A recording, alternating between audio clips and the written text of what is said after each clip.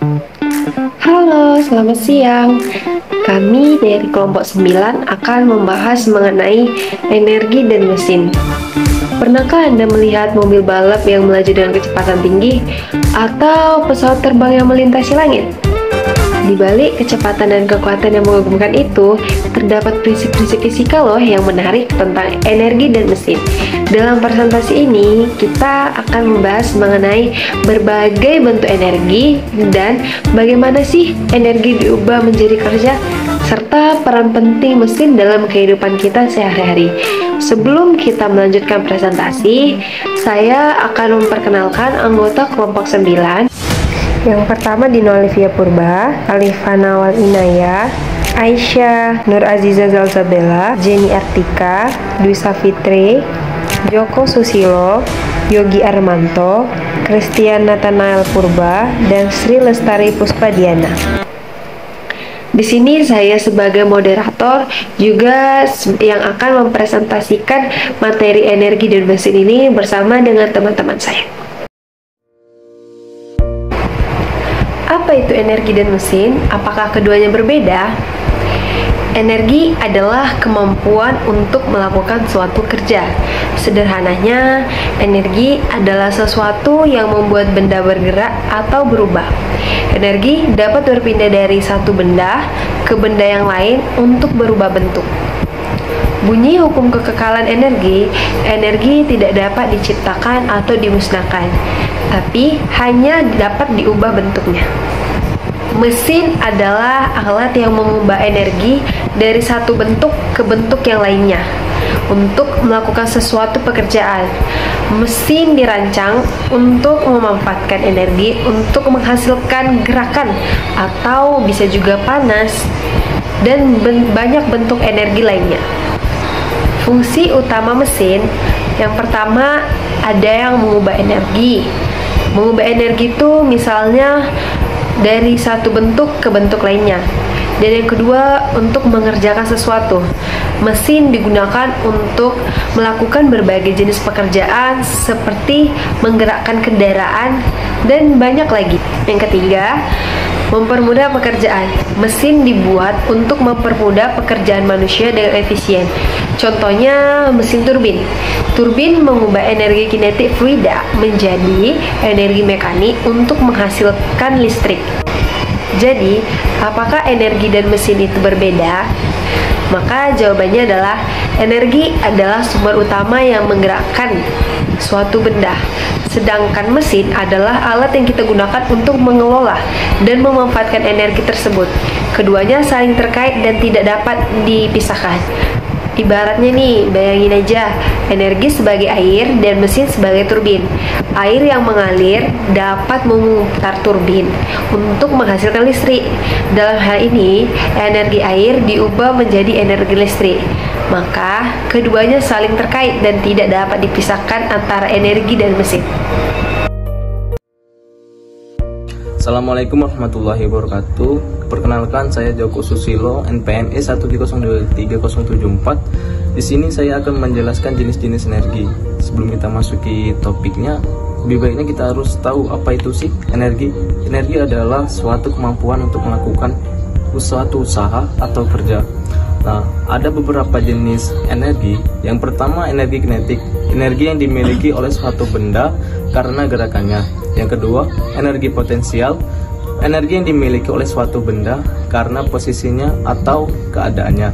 Yang ketiga, energi biomassa adalah energi yang diperoleh dari bahan organik yang berasal dari makhluk hidup, baik itu tumbuhan maupun hewan. Yang keempat, energi nuklir, energi yang disimpan dalam inti atom. Yang kelima, energi mekanik, kombinasi dari energi kinetik dan energi potensial yang dimiliki oleh suatu sistem mekanik. Yang keenam, energi listrik, energi yang disebabkan oleh aliran muatan listrik melalui konduktor. Baiklah, itulah yang bisa saya jelaskan. Saya Jenny Artika. Di sini saya akan membahas tentang hukum kekekalan energi. Hukum kekekalan energi sendiri ditemukan oleh ahli fisika berkebangsaan Inggris yaitu James Prescott Joule, yang juga menyatakan bahwa energi itu kekal dan tidak dapat berubah sepanjang waktu namun keberadaan energi itu dapat diubah bentuknya. Contoh hukum kekekalan energi yaitu energi listrik yang dapat diubah menjadi energi gerak, energi panas, energi cahaya, dan energi-energi lainnya. Selanjutnya yaitu hukum kekekalan energi sendiri sangat berpengaruh untuk prinsip kerja mesin, serta hukum kekekalan energi ini sendiri selalu diaplikasikan dalam kehidupan sehari-hari. Contoh penerapannya yaitu pada PLTA, pada kendaraan bermotor, pada alat musik, dan lain-lainnya. Sekian dari saya. Assalamualaikum warahmatullahi wabarakatuh. Perkenalkan, saya Dwi Safitri dengan NPM E1G023080. Di sini saya akan menjelaskan pengertian energi dan mesin. Langsung saja masuk pada prinsip kerja energi. Bagaimana bisa energi terbarukan meningkatkan kemandirian energi bisnis. Nah, pada poin pertama ini ada input energi. Input energi sendiri itu adalah energi yang dimasukkan ke dalam sistem, seperti mesin membutuhkan input energi seperti bahan bakar, listrik, dan tenaga manusia. Nah, pada poin ketiga ada konversi energi. Konversi energi itu adalah proses perubahan energi dari suatu bentuk ke bentuk yang lainnya. Seperti pada mesin mengubah energi input menjadi energi yang dibutuhkan, seperti gerak, panas, atau cahaya. Nah, pada poin ketiga ada output energi. Output energi itu adalah rasio keluaran energi terhadap masukan energi dalam bentuk persentase. Seperti energi yang dihasilkan mesin dapat dimanfaatkan untuk melakukan pekerjaan yang berguna. Assalamualaikum warahmatullahi wabarakatuh. Perkenalkan, nama saya Yogi Armanto Talang Banua dengan NPM E1G023072. Di sini saya akan membahas mengenai energi alternatif. Energi alternatif merujuk pada sumber energi yang dapat digunakan sebagai pengganti untuk sumber energi tradisional seperti batubara, minyak, dan gas alam. Sumber-sumber ini termasuk angin, matahari, tenaga air, panas geotermal, dan biomasa.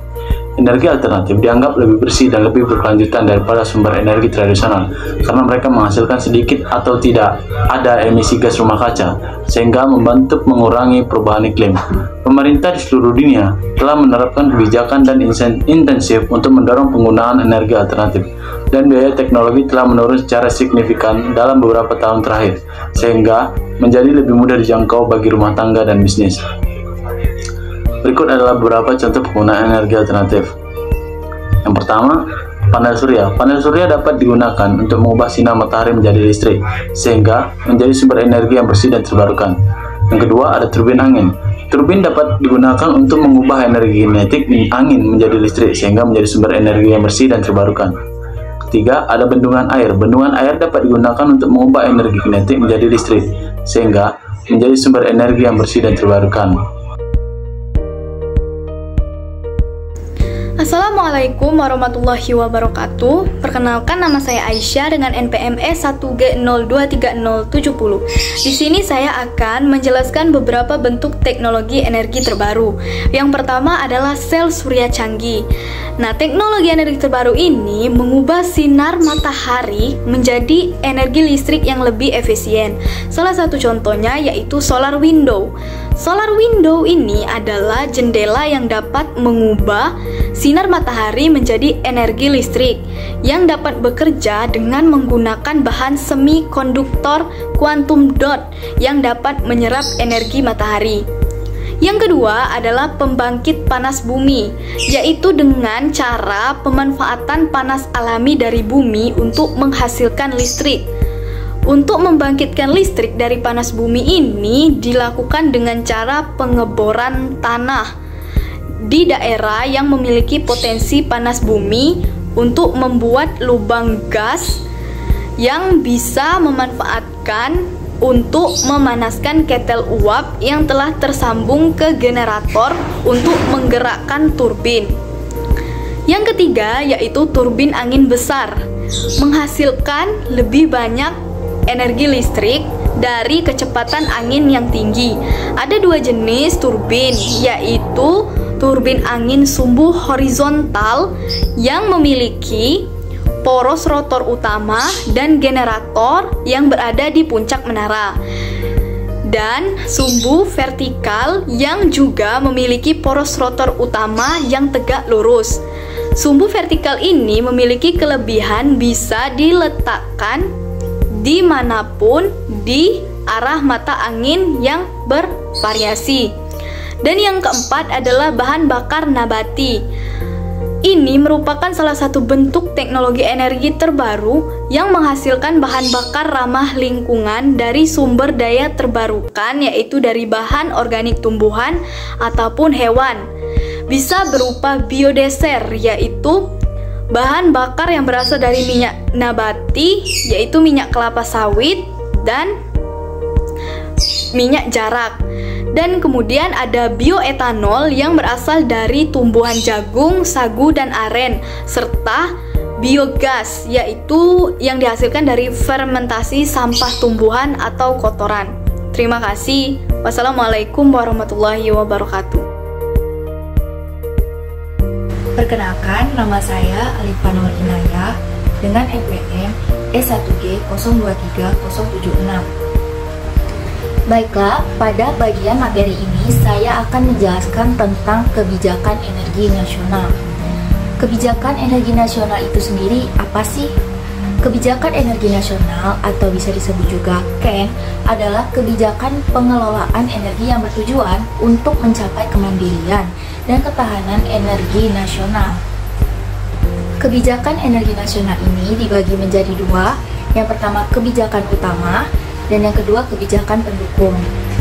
Kebijakan utama itu ada 4 poin penting, yaitu ketersediaan energi untuk kebutuhan nasional, prioritas pengembangan energi, yang ketiga pemanfaatan sumber daya energi, dan terakhir cadangan energi nasional.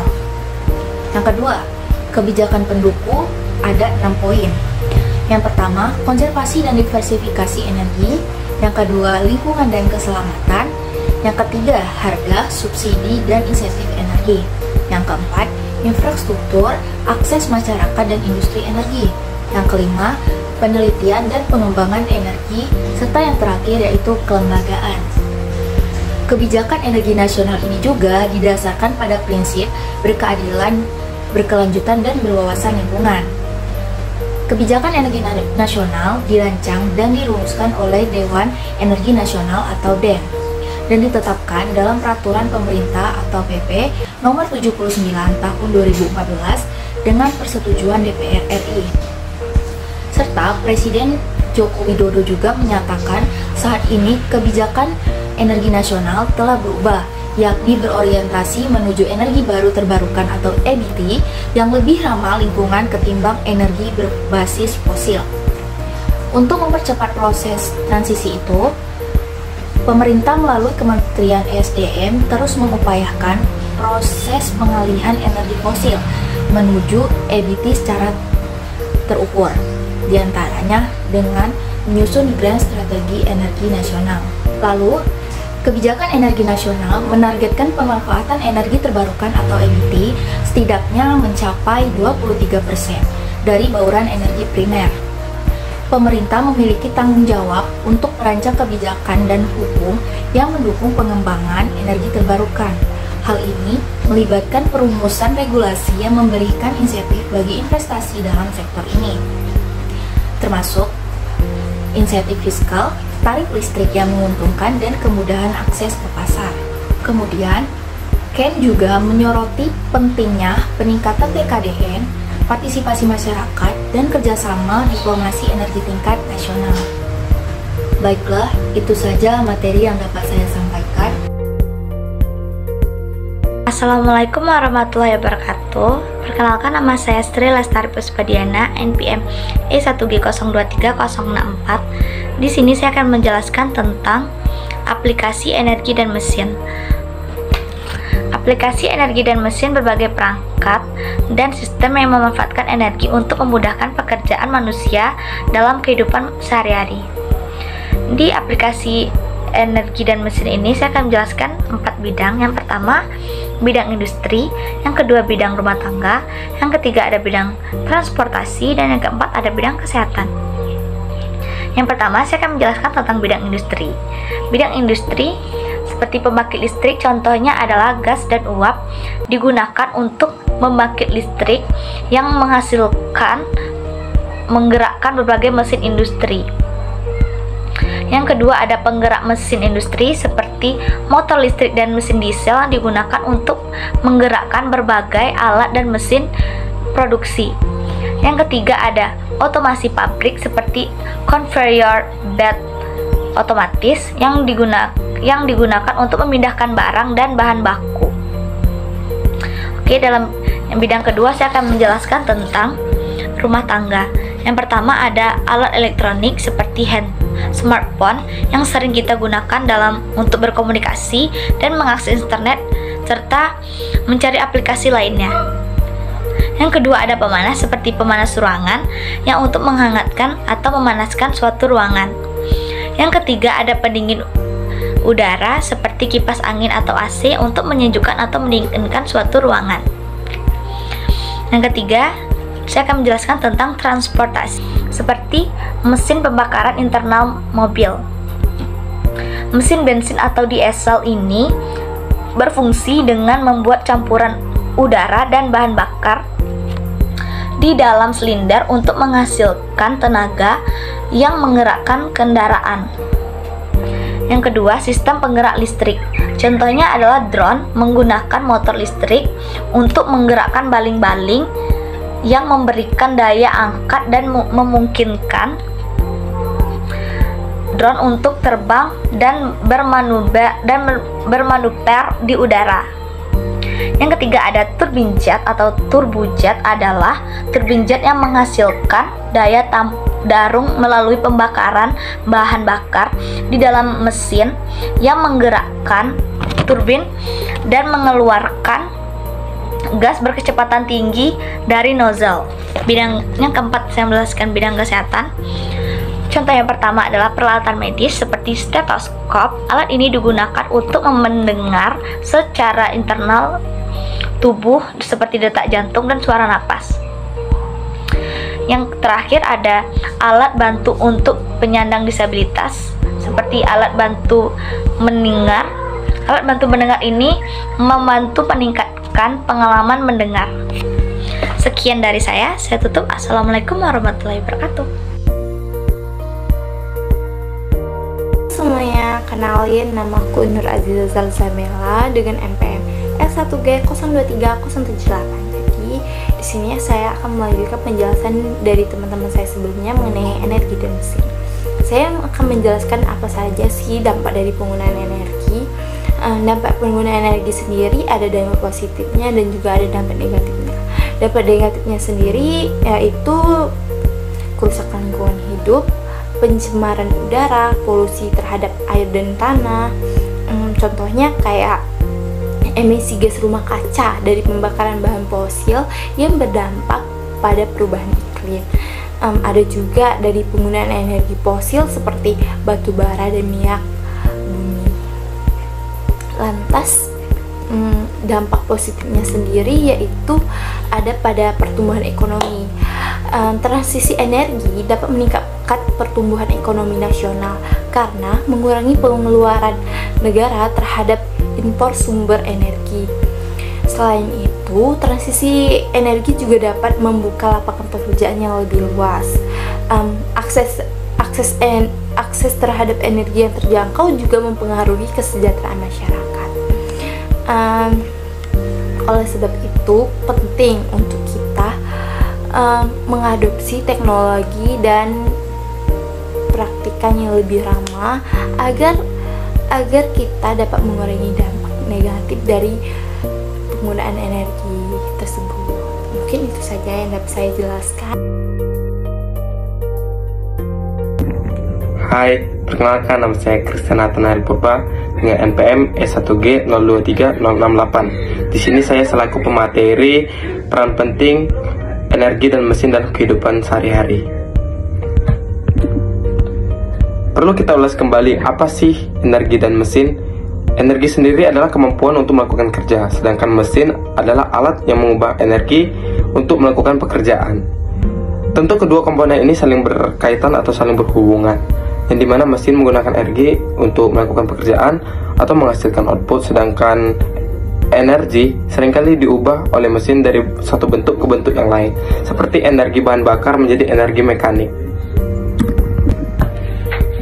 Dalam kehidupan sehari-hari, Tentu energi dan mesin memiliki peran yang sangat penting, yang dimana energi diperlukan untuk berbagai aktivitas seperti penerangan rumah, pengoperasian perangkat elektronik, pemanasan, dan juga pendinginan, dan juga transportasi. Energi memastikan bahwa kebutuhan dasar kita terpenuhi, seperti memasak makanan dan menggerakkan kendaraan. Dan juga mesin. Mesin juga memudahkan dan mempercepat berbagai tugas, contohnya mesin cuci, menghemat waktu dan tenaga dalam mencuci pakaian, dan juga mesin mobil memudahkan transportasi, dan juga peralatan dapur seperti blender, microwave, membantu dalam persiapan makanan. Mesin juga meningkatkan efisiensi dan produktivitas dalam kehidupan kita sehari-hari. Contohnya energi dan mesin dalam kehidupan kita sehari-hari ialah energi panas dan setrika. Energi yang berasal dari listrik dan mesin setrika menjadikan panas, yang dimana listrik mengubah energi listrik menjadi energi yang panas untuk merapikan pakaian kita. Dan juga energi cahaya dan juga panel surya, yang dimana energi berasal dari cahaya matahari. Mesin ialah panel surya yang dimana mengubah energi cahaya menjadi energi listrik yang dapat kita gunakan sehari-hari. Sekian dari peran penting energi dan mesin dalam kehidupan kita sehari-hari. Terima kasih. Baiklah, jadi kesimpulannya, energi dan mesin adalah bagian dari kehidupan kita sehari-hari. Mari kita jadikan pemahaman tentang keduanya sebagai langkah awal untuk menciptakan perubahan positif. Dengan memahami energi dan mesin, kita membuka pintu menuju masa depan yang lebih cerah. Mari kita jadikan ilmu yang kita peroleh hari ini sebagai langkah awal untuk menciptakan perubahan positif bagi lingkungan dan masyarakat. Terima kasih.